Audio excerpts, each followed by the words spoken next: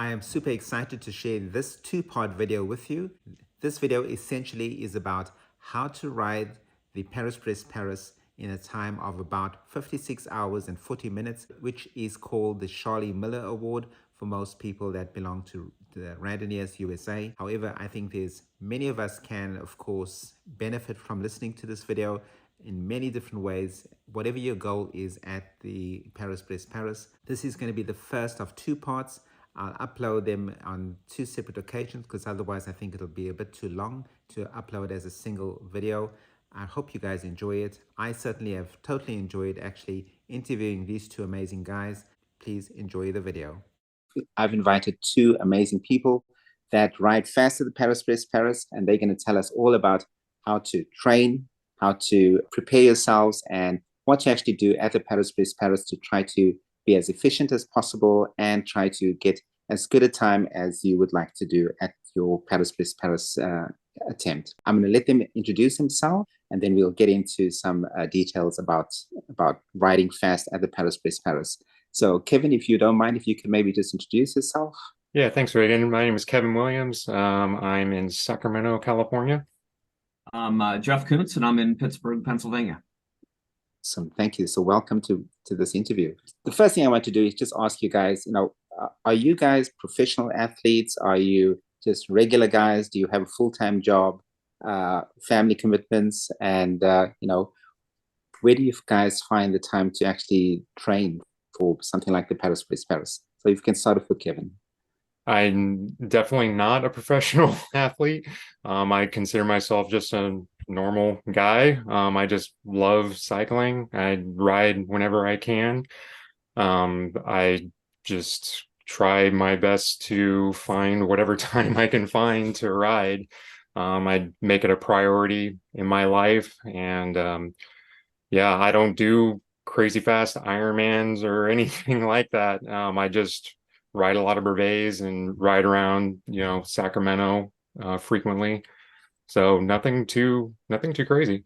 I'm just obviously this is not my profession, but I also love cycling. I probably come at it from a little bit of a different perspective in that I really have never been in the randonneuring brevet society prior to training for PBP. So my background is really as a criterium racer. So I do come from that background for the last close to 30 years. So.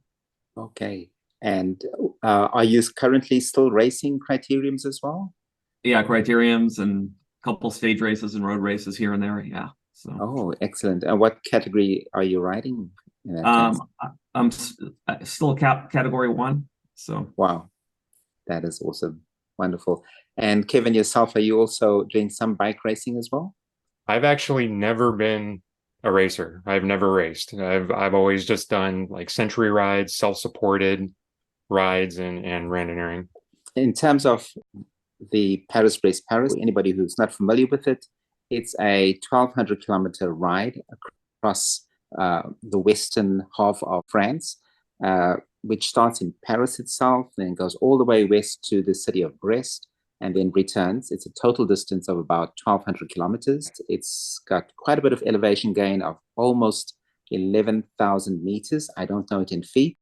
And this distance, you have a maximum time limit of 90 hours, but some people may choose to either complete the distance in 84 hours or in 80 hours. There are a select group of people that try to do it in a much faster time, which is a time of 56 hours and 40 minutes, which is known to many people in North America, at least, as a Charly Miller Award that is issued by the RUSA, which is the Randonneurs USA organization. And both of you gentlemen were trying to achieve the Charly Miller Award. So I'm going to ask you more specifically about that.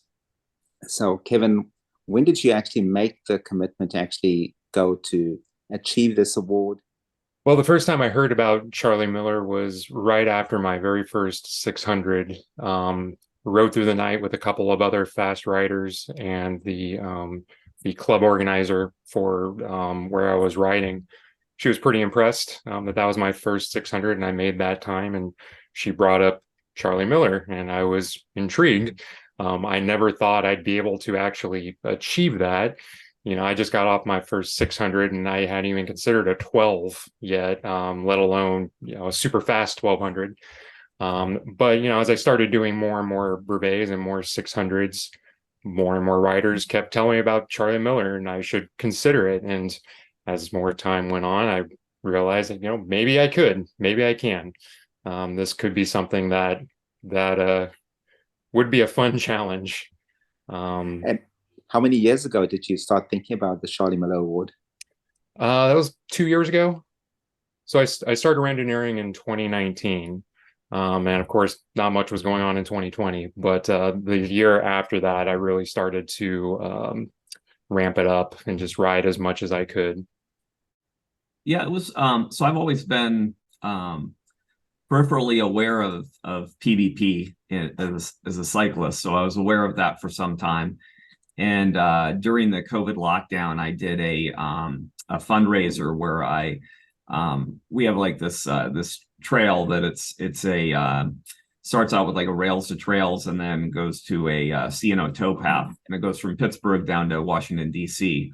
So I raised about $12,000 or $13,000 for a local food bank to set a time from Pittsburgh to DC under 24 hours. And it's about 330 miles, but it's, the towpath is a double track dirt towpath. That's the C&O Canal towpath. And I ended up doing it in like 21:30.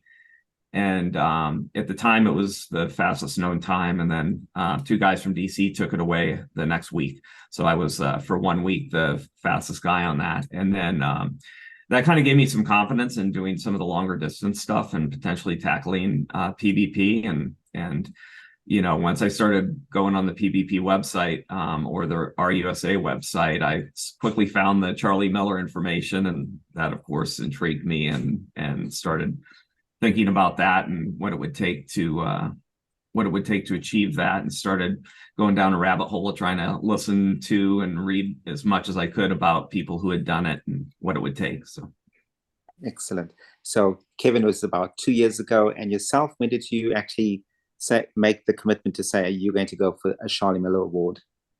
I think it was summer of 21 was probably when I first made the commitment to do. Yeah. Okay, so I think that's really important. So you've given yourselves, both of you have given yourselves at least 2 years to actually work towards that goal. And starting off as a base, you already had some good experience and some really good riding endurance and speed before you actually went to achieve at least attempt this kind of award. Okay, so it's not as though you started cycling for the first time. You already had some basis. Okay, so I think that's really important to set the standard and the goal. You guys are not professional, but you have a really good background of riding. So this is not just somebody who's starting off for the first time. So did you do any 1200s in preparation for the PvP? Yeah, so there weren't any 1200s offered in 2021. So I waited till the following year, last year, and did two separate 1200s, the Gold Rush here in California, and then the Cooley Challenge, which started in Minnesota.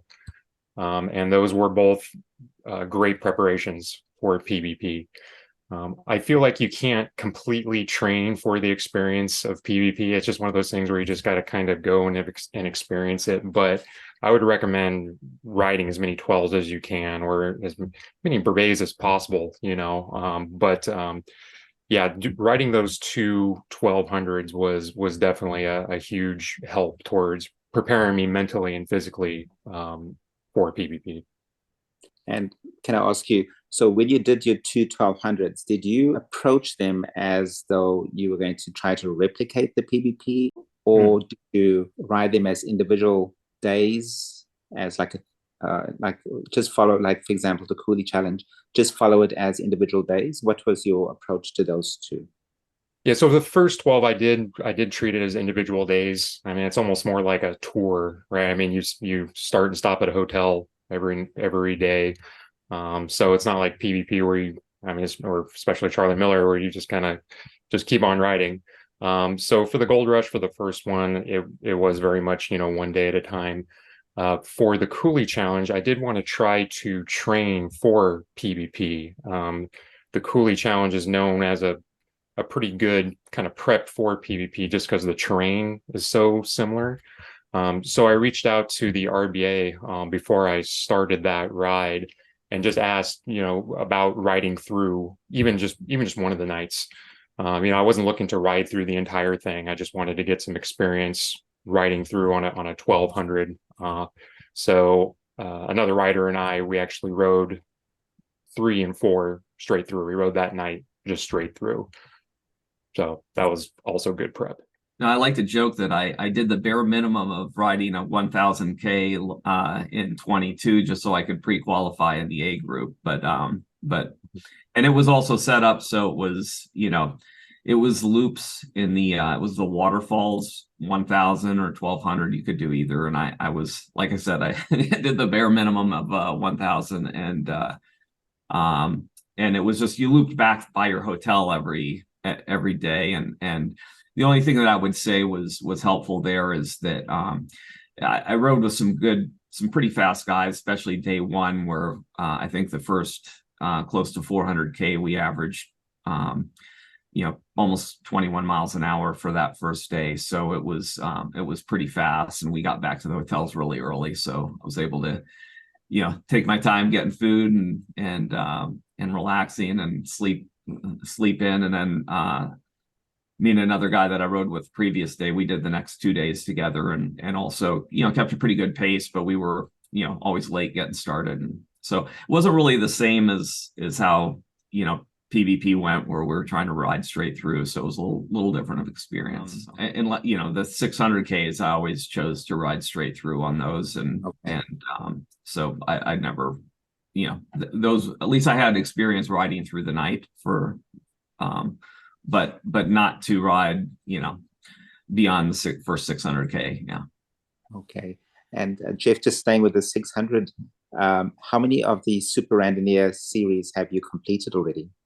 So I completed 2. So one for, 22 for the pre-qualifying, and then I did another full SR for PvP's qualifying. So I think my thought process there was in 2022, I needed to do an SR series to qualify for the 1000K, which I needed to, and then that's kind of what led me to do 2 SRs 2 years in a row. Right. Yeah. But no, that's correct. I made a point of doing my SR series. So I was wrapped up by like May 1st, so I could, because I have a team that I race with and wanted to have a full racing season in the summer up until beginning of August or so. Yeah. Okay, excellent. Did you do any of those brevet weeks? Did you think about doing something like that? I looked at them, but it was I pretty much took a I went through the RUSA calendar and basically charted out like I put like every single 200, 300, 400, and 600K that I had a possibility of driving to down on my calendar to see how they lined up on what race weekends. And then I wanted to travel somewhere outside of my normal radius to do one of the longer ones. And I ended up going to Austin for a 400K when it was still, cold here. I could get I think that was my first brevet of 2023. Wonderful, wonderful. And Kevin, yourself, how many SRs have you done? Because you started in 2019. Mm-hmm. Yeah. So in 21, I wanted to do 2 of everything. So I did 2 brevets, 2000s, 2 12s, and then 2 team events. And at the beginning of 23, I'm like, all right, I'm going to take it a little bit easier this time and just get my SR series out of the way and just kind of prepare for PvP. Living in Northern California, I'm pretty close to about 4 or 5 different clubs. So there was no shortage of options of rides. So, my plan of taking it easy didn't quite turn out that way. I ended up doing 4 series and 1000. So again, just rode as much as I could. It was a lot of fun. And was that in 2023 that you did the 4? Right. Yeah, one of them was, yeah, did a brevet week. And which one, if you don't mind sharing which one it was? Yeah, it was the Northern California brevet week. Brevet week. Mhm. Okay. And you guys must have done a lot of climbing there as well with that brevet week. Not as much as you would think. The route was actually kind of flat. There was some climbing on the 600, but yeah, it wasn't too demanding actually. It gives us a good understanding that when you're going for that kind of award, not only are you riding fast, but you are getting in a substantial amount of time on the bike in terms of multiple randonneur series and long distance rides or grand randonneurs. So, you know, that's the kind of thing that you have to be prepared to do to be able to attempt this kind of award. In terms of, Jeff, in terms of hours per day, what kind of, I know you're racing. Do you train, and or are you one of those guys that predominantly races to train? You train in your races, or do you actually train as well in addition to the racing? And what kind of training do you actually do then? Sure. So I actually have a cycling coach that I work with, and so he plots out my week for me ahead of time, and it usually involves I'm on the bike usually 6 days a week. Mondays are usually my rest day, and then this of the 6 days there might be 2 or 3 interval days, and then weekend riding where it's just kind of loose or fun riding, and sometimes Saturday we'll have some intervals mixed in, and then in season it's all race dependent. But we're I train I train with power, and probably one of the things we look at to measure the amount of training I'm doing a week is TSS. So I'm usually probably in season somewhere in the 500 to 700 TSS week range. So that's kind of how we measure and kind of plot during the season how much load I have. Basically, if you spend a lot of time at or above your functional threshold, then you get a higher amount of a training stress score for that particular ride. And then you add those up and they're all additive, and that's where you come up with like 500. So like a weekend, like 4-hour ride might be a TSS, 250 or something like that, or 200, somewhere in that range. Okay. PBP was a lot more. So okay, so your coach would look at your TSS and tell you, go through either some kind of periodization where you either have, in a month or in a 3-month cycle or a week cycle, try to vary your training over that period of time. Correct. Okay. Yeah. Okay. No, excellent.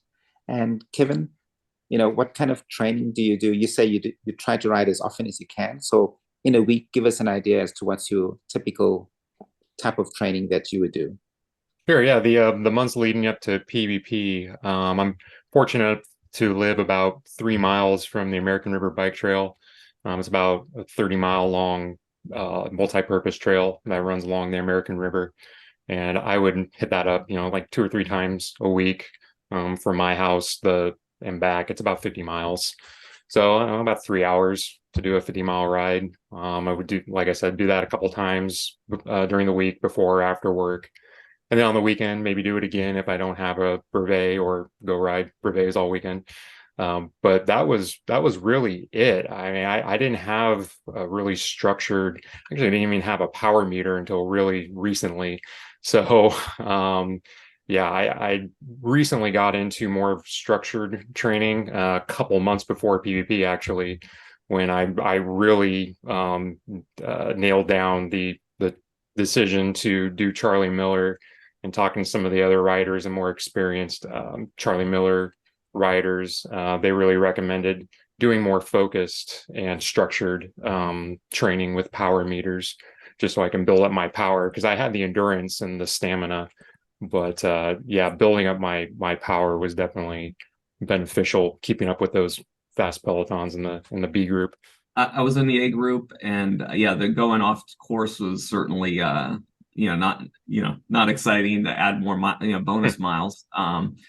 But like once we hit those 2 hills before Montagna, it was I was after that second hill right up to the control. That's where I lost the lead group. And then I was having some struggles, and when I got caught by the B group, like that was too much for me. But the C group was really, like, the leaders of the C group ended up being really good to ride with for a while. So yeah, like I think I would still start with the A group if when 4 years comes back around. But like in terms of like rideability and who was the easiest, like not easiest, but like the steadiest group, the B group was still like charging up hills, and I was ready for a group that was a little more steady with their efforts. And the leaders of the C group were really, like, that seemed like a really, really nice pace group. So guys that were focused on the bigger picture of getting everybody to the line, and not just banning everybody off. So Jeff, do you focus on any hill training as part of your training? Do you do any of that specifically? Do you say, okay, today's going to be a hill day, or you're going to try to do long rides with lots of hills in it? Is that something that you try to do? I don't ever intentionally go try to find hills, but Pittsburgh is by its very nature a very hilly environment, so you really can't, like Kevin mentioned, we have the Gap Trail that's a couple blocks from my house that I can get on, and I could ride, like I said, I could ride to DC if I wanted to. That's about as flat as it gets. But any other riding besides doing the Gap Trail is going to involve a lot of hills, and we have plenty of hills just getting in and out of the city that are in the teens and percentage wise, and a 1 mile 15% climb is kind of a typical Pittsburgh hill. So yeah. Okay, so you've got a built-in advantage in that case, so that riding hills is standard for you as well. That's awesome. Yeah, I think we average something like I think in Pittsburgh, like the general rule of thumb is like 80 feet of climbing per 10 miles or whatever it is. Sacramento is more in the central valley of California, but on either side I got the Sierras to the east, and then we have like the kind of coastal hills on the west. And riding with the San Francisco Rendineers, we north of San Francisco, there's where we mainly do our rides, and it's pretty hilly up there, where if I want to take myself into the Sierras, there's plenty of hills over there. So yeah, no shortage of elevation for me. Yeah. So I think, and are they mainly long, steady climbs, or are they rolling hills similar to the PvP route? Yeah, that's interesting, because for PvP, that was something that I kind of realized as the ride was going on. It's it's the elevation profile doesn't look too intimidating, but when you're actually going up and down constantly, it's kind of like Cooley Challenge. There's a lot of shorter hills that are a little bit steeper, but I've been more used to riding kind of more long, steady climbs. So it definitely makes a difference. I was actually surprised how fatigued I got on PvP, just riding those same little rollers over and over again. I mean, it all adds up. Okay. So Jeff, it sounds like you've got great opportunity to ride for most of the year, but do you do any kind of indoor training? Do you ride on Zwift or at some other platform? Yeah, I ride a lot on Zwift. So for me, like my structured training, it's just a lot easier for me to hop on and ride Zwift than it is to try to I do live in the city of Pittsburgh, so trying to find the free space to be able to put down a 5-minute effort or something like that is somewhat challenging, unless we have the cycling oval. It's about 30 minutes away, and that's a place I'll go do intervals on Saturdays. But for right after work, or when I'm typically training, that's I just hop on Zwift.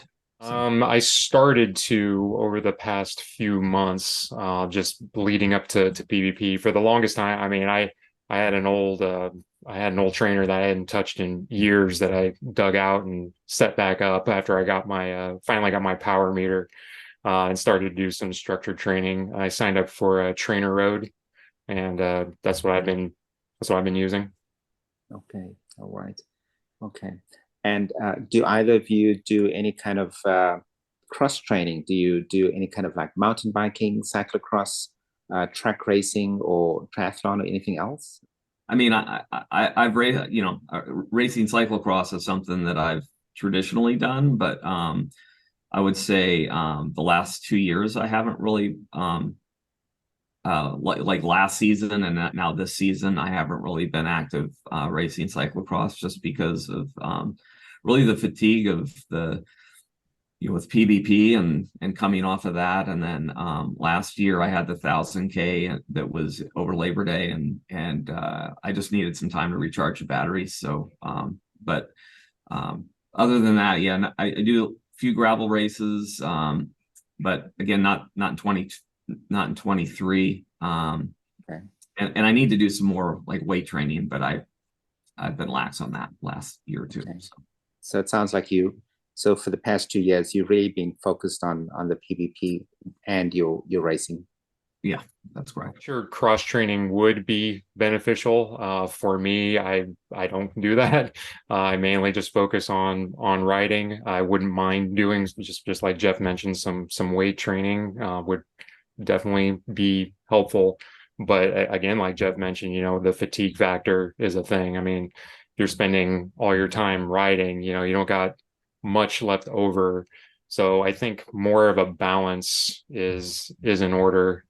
I think next time around, I'm going to try to incorporate more than just straight cycling and try to kind of diversify a little bit there. Okay. Reagan, can I also mention too, just from a standpoint of weight training, one of the things that happened to me during PvP was I got the dreaded Schirmer's neck. And so I basically rode the last 200K of PvP with my chin on my hand and my elbow on my aero bar, and so I was kind of like this for 200K. And Wow. I'll tell you what, I would trade doing some neck exercises in the year or two leading up to it for having that happen again. So anyone who's using this as a guide of what things to do, if you're planning to do Charly Miller, don't think just because you're a fast cyclist that you're immune from having those types of muscular imbalances affect you on the ride. Absolutely. Yeah. So yeah, Schirmer's neck can be devastating. For you to finish with the Schirmer's neck is amazing, and still to do such a great achievement as well, which we'll talk about in just a little while, is absolutely amazing. So just for people that are not familiar with it, Schirmer's neck is a weakness of the neck muscles where the person has severe difficulty holding their neck up, or at least extending their neck. We don't know the exact mechanism by which it occurs. It's either a combination of poor blood circulation to the muscles or some kind of nerve impingement or impairment where there's no nerve activity going to the muscles, or it could be just intrinsic fatigue of the neck muscles. And there's quite a few predisposing factors, including things such as a previous neck injury, and also having a Schirmer's neck in the past as well. Did you have any of those risk factors? Did you have a previous neck injury, like a whiplash or fracture? No. So this happened totally all on its own. Yeah, totally out of the blue. So your first time actually getting the Schirmer's neck. Yeah, I've never had that occur before. Right. And besides your holding your neck up with your hand, did you use any other devices at all? Like I had seen the pictures before, so I kind of had an idea of what some people had come up with on a creative basis, but at the time, there wasn't really any time for me to concoct anything. At one point, I was trying to see if I could my line of sight was good for the person's wheel ahead of me, so I tried following a wheel, and then when that person moved to miss a parked car and I almost went into the back of the parked car, I was like, I can't do that anymore. I'm gonna have to come up with something that I can actually see where I'm going. So it was yeah, it was a challenge. So Yeah, that's wow. It's kudos to you for continuing with the ride with that challenge. Kevin, did you experience any of those kind of concerns or problems? Did not Schirmer's neck. I did have some knee problems. My left knee was driving me crazy. I mean, it was going fine until right before I got to Brest. Again, trying to keep up with those fast riders. I'm trying to hold on to their wheel, you know, climbing up those hills. I just pushed it a little too hard one too many times, and yeah, my knee started to kind of scream at me, and I was dealing with that the whole time. You know, kind of it got better and then it got worse, and I just kind of had to deal with that the whole time. Okay. But that was really the worst of it. Okay. Just talking about physical preparation. So we've spoken a lot about the training aspect, and Jeff has brought up the aspect of muscle strengthening. Do you guys do any kind of like flexibility training as well? Or do you spend time actually doing some stretches, and any particular part of the body that you focus on? yeah, I probably don't like I should. Like I've done some yoga in the past, but leading up to PvP, I really wasn't active in terms of doing flexibility training. So. Yeah, I have a regular stretching regimen. I spend about 20 minutes every day stretching out my hamstrings and my quads. And then I spend about another 20 minutes stretching out my back. I do suffer from back problems, so I really got to be mindful of that. So definitely stretch that out. And what I found was really beneficial for me was building up my core strength. So doing planks and doing side planks really helped with keeping me stable on the saddle and really help with efficiency. So that is definitely something that I would recommend, you know, someone, if you have a weak core, try building that up, and that will really help with your form. You know, so you both do some high intensity, long distance riding, and you don't do any real crossover to other disciplines, except maybe Jeff does more racing, but then you don't do any other type of sports, particularly because your training is so overwhelming or so all encompassing that you don't have the time and the energy to do other sports. So you really focus on randonneuring as such. And then you also recommend that maybe in the future you'll do some kind of strength training and also some flexibility training as well. Can I just ask, in the PvP itself, did you follow either heart rate or perceived exertion or power or something, Kevin, when you were actually riding? Did you follow that, or how did you actually gauge or pace yourself along the ride? Yeah, I had a heart rate monitor. I had my power meter on there. I mainly had it more as a curiosity. I wasn't using the data to adjust my strategy necessarily. I mean, if I look down, I saw my watts were super high, you know, I know to kind of back it off a little bit, but I wasn't really super scientific about the whole thing. You know, I really mainly used perceived exertion. I say like I had power meter on the bike, but I really it was more for a data collection purpose than it was to use during the ride. But I did look at it a fair amount when I was in that original A group before Motan, because I was just like, we were cruising at 21 miles an hour, and I was just curious, like, am I doing damage here to my long-term strategy by staying in this group? But it really wasn't. The power levels really weren't that, like, we were able to maintain that speed if you sat comfortably in the pack. It was in a, you know, I was comfortably in zone 2, so it wasn't an issue for me. So okay. But for the length of the PvP, so was there anything specific that you used to guide yourself or to pace yourself according to effort for the duration? Not really. No, I was I just riding according to how you could feel and what you could put out.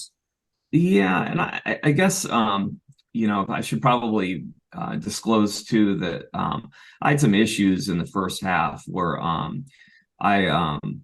I think I had something that was akin to like exercise-induced rhinitis, where I just had like the amount of nose, stuff. Like I was just generating so much. Don't want to make this PG, but so much, stuff from my nose, I couldn't blow out quick enough, and it started accumulating in my stomach, and I wasn't actually able to eat anything for the majority of the first half of the ride. And so I did a pretty good, like my first 400K was in like 9.5 hours, which was, a lot faster than I had intended on going. But like the power wasn't the issue. It was the fact that I couldn't eat anything and I was throwing up at the control.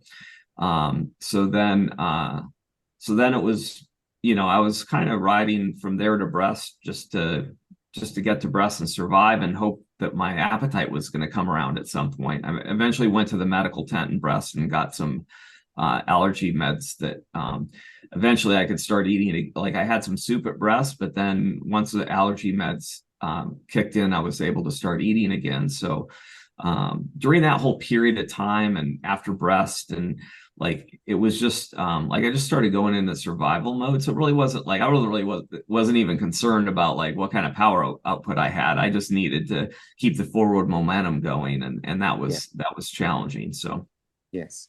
And you weren't too drowsy with the allergy meds? They didn't. They said that they were not gonna make me drowsy. That whatever they gave me was not gonna be something that was gonna make me drowsy. Non-sedating. Yeah. Okay.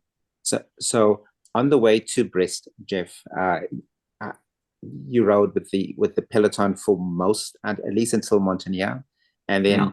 Did you ride in smaller groups thereafter, or then it was breaking into smaller groups from that point on. Trying to think where it was that I put my head down for like 30 minutes, Fougères or something like that, and then maybe from there to Carhaix. It was I don't remember being with too many groups there. A lot of solo riding there, and then I hooked up with this guy. This guy Brian between Carhaix and Brest from Birmingham, Brian Toon, who's a really good guy. We rode that section together, and then I lost him in Brest because I took way more time than he did, but we ended up catching each other at after Carhaix on the way back. We both stopped at whatever that stop is. Goujar. Goran or something. No. Yeah, we stopped. We both stopped there unbeknownst to each other, and we both got up and started riding at the same time. I'm like, "Hey, Brian." So then we rode together. But yeah, it was from that point on. I would say probably from Fougères on to Brest, and then there wasn't a lot of group riding besides like when I caught up with Brian, and then he had on the way back he had an Austrian guy with him, and we picked up another Austrian and rode together, and that was until I had my blackout from the heat. But yeah, and then so you rode So on the way back from Brest, you rode on your own for quite a bit, except for when you're riding with Brian. Right. Yeah. Okay. Kevin, did you manage to stay in a peloton for most of the time, or did you have to ride individually? Yeah, for the first half, I was able to find other pelotons to latch onto. We'd ride to the control, and then we'd kind of do our thing, and then it would break apart, and then I'd find another one after leaving the control. So I just kind of repeated that up until Brest, and that's when I met up with a couple of San Francisco Rendineers members, Brian and Max. They were actually doing Charly Miller as well. So I hooked up with them, and we rode from Brest through to Tintignac. We were trying to hook up with other pelotons then, but I was having knee issues, and Brian was having even worse knee issues. So it was kind of slow going. We were just kind of putting along and making our way. After Fougères, I was kind of done with the fast pelotons, and I noticed that I had enough time in the bank, so I kind of rode on my own from Fougères to the finish.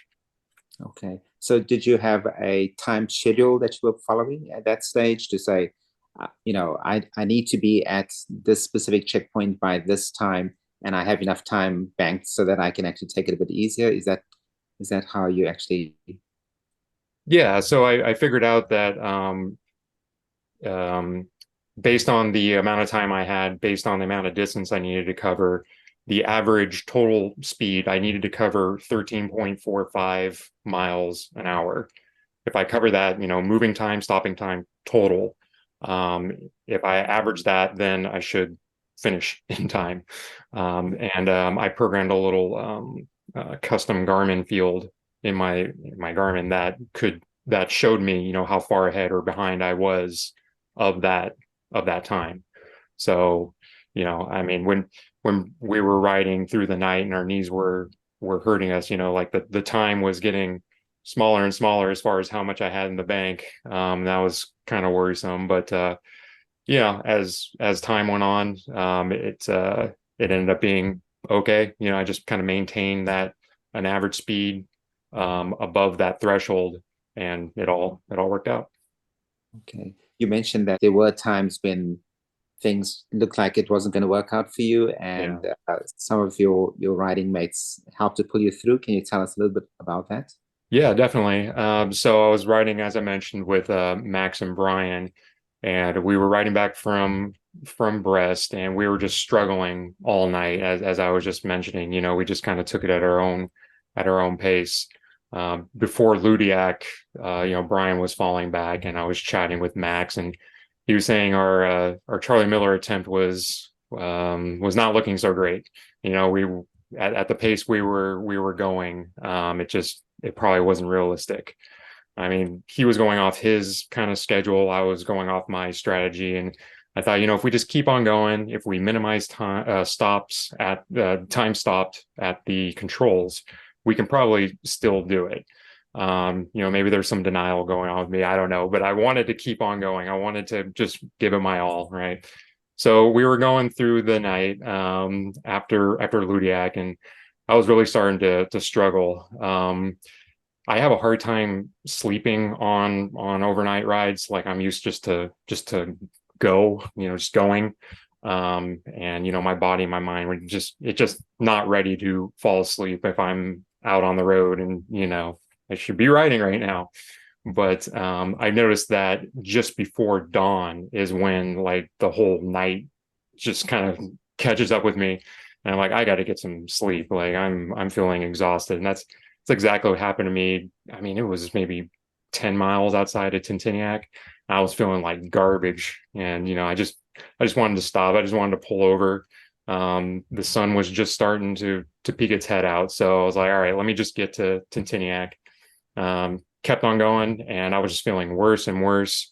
Brian and Max, they pulled up ahead of me by that point, and I decided then and there, I was like, it's just not worth it. I felt like my PvP attempt was in jeopardy, trying to push so hard for this attempt, and in the interest of saving my PvP attempt so I don't DNF, I decided that okay, I'm just going to throw in the towel on Charly Miller. It's sad, but hey, I gave it my all. I'm really proud of the effort that I put in, but it's just not happening, unfortunately. So I get to Tintiniac. Brian and Max were there for a couple minutes. I go over to Brian and I say, hey man, it's like it was awesome riding with you. I don't think I can do it. Like I don't want to DNF. I got to get some sleep. I mean, we're falling more and more behind, and we're rest my knee, all this. And yeah, Brian, he said something that I'll never forget. I mean, I really owe him my victory here. He was like, hey man, just take a rest, take a minute, get something to eat, get something to drink, just sit down for a minute. The sun's coming up, we'll hang out here for a few minutes, 10, 15 minutes, however long we need to. Once we get going, the sun will be up, and just try to make it to the next control. And I thought, okay, that's reasonable. The next control is like 30 something miles away. So decided to give it a shot and did all that, got something to drink, got something to eat. We started going, and the sun was up, and he was absolutely right. Like I I felt great. It was a complete turnaround, and I didn't even get any sleep. So I mean, if it's not for his words of encouragement and his wisdom and experience with doing all these kinds of crazy rides before, I probably would not have gotten Charly Miller. So I really owe him a lot. Yeah, unfortunately, his knee problems just were getting worse. He had to unfortunately drop back. He wasn't able to get Charly Miller. He was able to finish the ride. Fortunately, he didn't DNF. Yes. But yeah, he didn't get Charly Miller, but he was instrumental in helping me achieve mine. So yeah, That's amazing. Congratulations. Yeah, congratulations. That's awesome. If I can just say three things that I take out of that is that the first thing is you raced to Brest, and then you banked enough time to be able to overcome a lot of difficulties on the way back. So that's the first thing. And that you were riding according to a time schedule. And the next important thing is that you didn't make any major life, or at least goal-changing decisions until you've eaten and you've had a rest. And what you did was you distracted yourself by saying, I'll get to the next checkpoint and then I can reassess. Okay. And the last thing is sleep, but we're going to come back to that sleep question in just a moment. I just want to ask Jeff first as well about his attempt, because Jeff, you've had major problems so far. You haven't eaten for the first 600 Ks. You've had this severe rhinitis, which would cause many issues. And then you've had medication, which you've never had before, and you're not familiar what it is. And at the halfway point, and then you had the dreaded Sherman's neck as well. How did your attempt go? Well, so the other aspect of it too was many people are, I think the three of us are aware, it got rather hot out there on the road from time to time. And on the return, I started off from Brest back to Carhaix pretty much in like the middle of the afternoon when it was at its hottest. And that was probably the roughest stretch for me. I think I actually saw you at the Secret Control, Reagan. Like I don't know, we kind of roughly passed in the hot afternoon sun there at the Secret Control. But on the following day, when I was riding with Brian and the two Austrians, I had an incident where we were, again, it was like 1, 2 in the afternoon, and we were coming through this town, and the road we went over a bridge, and then the road took a turn to the right. And as it did, my vision went from like normal vision down to like everything went black except for like 2 little specks of light. And it happened with enough time that I was able to put a foot down. So I didn't crash or anything, but I had to, at that point, pull off and lay down in the grass and get some water and hydrate, cool off a little bit before I got going again. And that's where I lost Brian and the two Austrians. And quite frankly, by that point in time, I'd kind of known that my Charly Miller time was had been lost pretty much from. So I want to say I got to Brest in 24:30 roughly. So I was still in decent shape when I got there, but I spent so much time in Brest. And then the most food I had in Brest was a bowl of soup. And it was like a good squash soup, but that really wasn't enough to get me going again. And I really struggled the next leg. It was just hard for me to maintain any kind of speed. So, until that medicine kicked in and I was able to eat a little more, it was really slow going. So then the heat thing bothered me, and I know one of your questions about is like sleep timing and stuff like that, but I overslept in Tintinia or in Villain, and I was in Villain like way longer than I wanted to be. But at that point, my goals had been reassessed, and I still wanted to do a fast time back, but given everything that had happened at that point, I was just targeting 60 hours, and and then I came in a little over 60 hours, so didn't meet that goal. But One thing that Kevin mentioned that I think, like, if anyone is listening to this thinking about doing a Charly Miller time, one of the things like that Kevin's friend Brian did for him at that control was really to keep forward momentum going. And sometimes when you're riding by yourself, there are times during this ride where you feel terrible, and like, as terrible as you feel, like, it's just better to keep that forward momentum going, and you have to almost like go against your own, like, your what your body and mind is telling you, and get out on the bike and keep riding, even though you feel like you know, if you want to do Charly Miller, you're going to have some discipline to be able to get out of that control and not spend too much time when, you know, honestly, the extra 15 minutes, the extra half hour that you're going to spend there just, you know, thinking you're resting and that somehow that's going to make you feel better out there. The distances are so long that you just need to keep that forward momentum going, do what you need to do with the control, and then get out of there. So, you know, that's. Well, congratulations to you on that. You know, you've still done extremely well. 60 hours under those conditions and with all the challenges that you faced. Yeah, that was just absolutely amazing. It's really, really good. Yeah. You know, Jeff, you mentioned sleep. If you, in total, I mean, still with an amazing time of 60 hours, how much time did you actually sleep, and where did you actually find that sleep? I would say probably no more than maybe 3 hours total of sleep. Maybe a little less, but I would say there were a couple of stops where I maybe got 20 to 30 minutes putting my head down on the cafeteria table.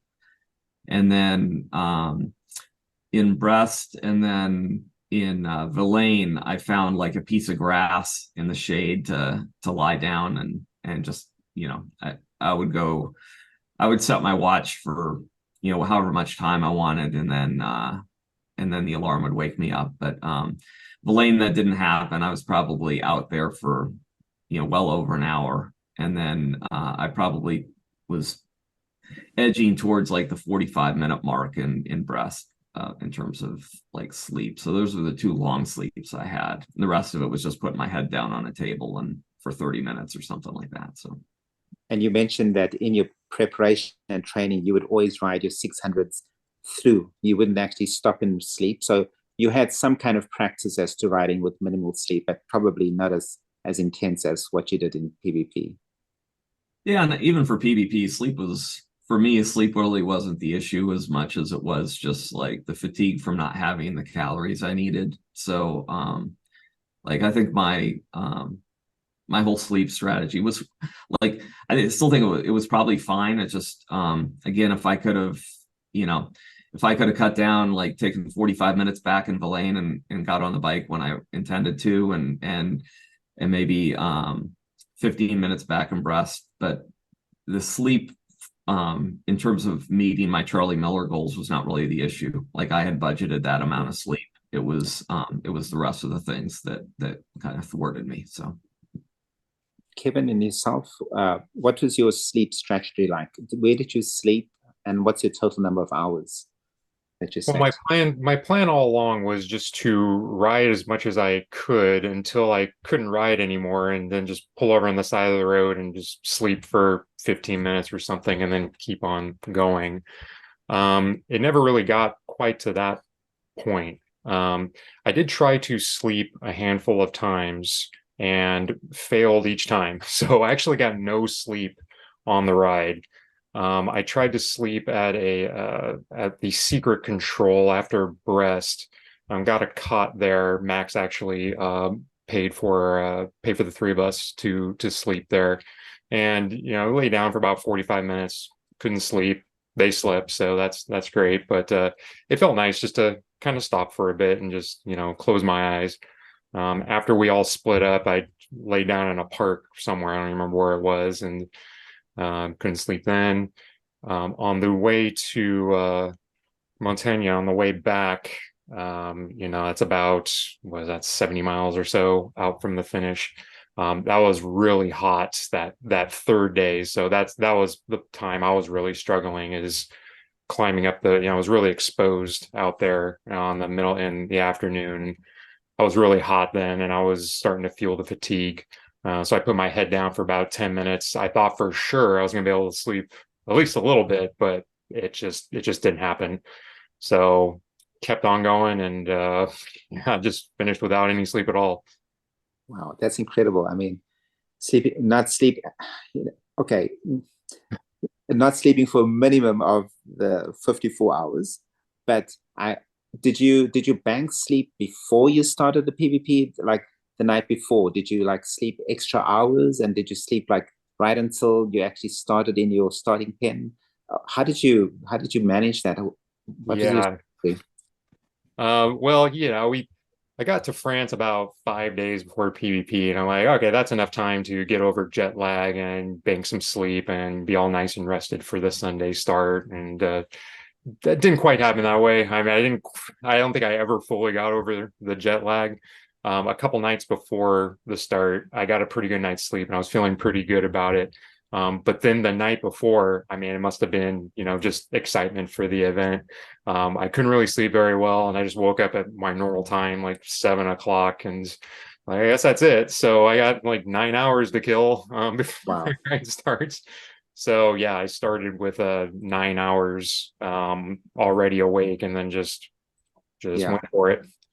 Wow. So 9 hours plus then the 53, and you didn't hallucinate at all for the entire route? I mean, I did a little bit. Yeah, I would see, things were like extra, it's hard to explain, like extra shiny. And when I ride through the night, and especially consecutive nights, I look on the side of the road in the distance, and there's like signposts, and I always think it's a person standing there.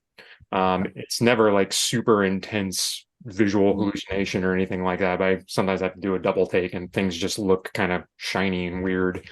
So nothing that fortunately prevents me from riding. I never felt like my safety was in jeopardy. Wow. Jeff, how did you manage your sleep before you started the PvP?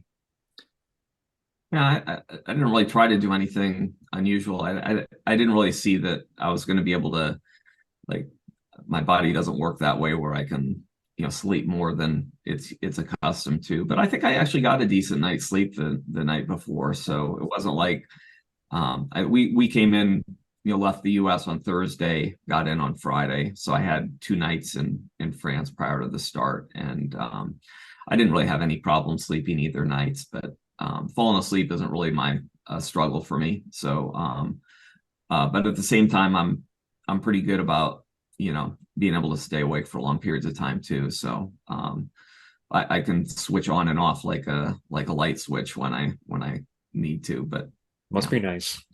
That's a huge advantage. Yeah. So, and what time did you wake up on the Sunday of the PvP? Because you only started at 4. And what time were you awake from?